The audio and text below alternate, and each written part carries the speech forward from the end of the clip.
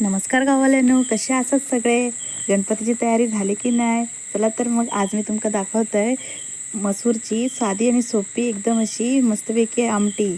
आणि त्यासाठी मसूर असे मी सकाळी थोडे वेळ भिजत ठेवलं होतं.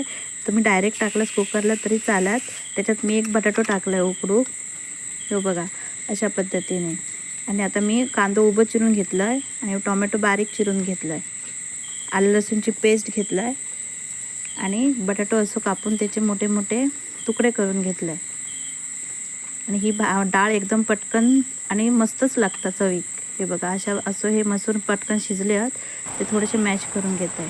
आता कढईत तेल टाकून घेतलं आहे, त्याच्यात थोडासा जिरा टाकला आहे, कढीपत्ता टाकलं आहे आणि उभं चिरलेलं कांदो टाकलं आहे. कांदो जरासं भाजलं दिलं, त्याच्यावर थोडंसं मीठ टाकलं आहे चवीप्रमाणे आणि टोमॅटो टाकलं आहे. नंतर लगेच त्याच्यात आलं लसूणची पेस्ट टाकली आणि बटाटो टाकला आहे.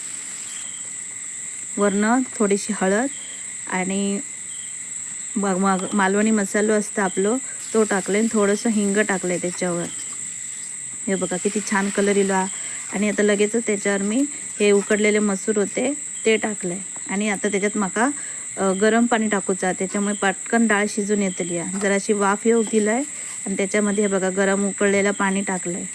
झाली आपली साधी सोपी अशी मसूरची आमटी तयार आहे. तुम्ही पण करा आणि मका नक्की कमेंट करून सांगा कशी झाली आहे ती. आणि माझ्या चॅनलवर नवीन असेल तर सबस्क्राईब करा. Bye bye.